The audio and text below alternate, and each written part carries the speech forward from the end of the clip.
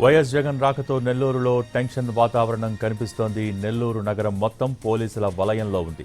Central jail నుంచి మాజీ MLA Nallapureddy Prasanna Kumar Reddy ఇంటికి వచ్చే రహదారి మొత్తం పోలీసులు భారీ బందోబస్తును ఏర్పాటు చేశారు.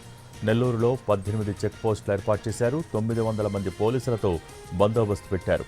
ఇనుప కంచెలు, బ్యారికేడ్లతో నెల్లూరు నగరంలోకి వచ్చే రోడ్లను బ్లాక్ చేస్తున్నారు. వాహనాలను కూడా తనిఖీ చేస్తున్నారు.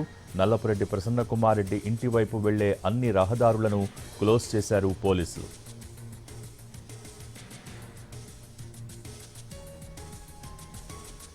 కాసేపట్లో తాడేపల్లిలోని ఇంటి నుంచి Nellore బయలుదేరతారు YS Jagan.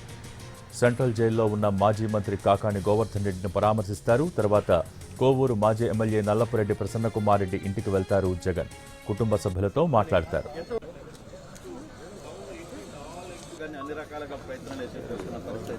Police act 30 అమల్లో ఉన్నందున జగన్ పర్యటనకు జన సమీకరణ చేయవద్దని ఆదేశించారు పోలీసులు.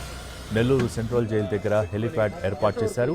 ఆ హెలిప్యాడ్ దగ్గర 15 వాహనాలు, 10 మందికే అనుమతిచ్చారు. జైల్లోకి జగన్తో పాటు మరో 3కి అవకాశం కల్పించారు. పోలీసుల ఆంక్షలపై వైసీపీ నేతలు తీవ్ర అభ్యంతరం వ్యక్తం చేస్తున్నారు. గతంలో ఇలాంటి చర్యలు చూడలేదని ఆగ్రహం వ్యక్తం చేశారు. అన్ని రకాలుగా ప్రయత్నాలు చేస్తున్న పరిస్థితి ఉంది. కానీ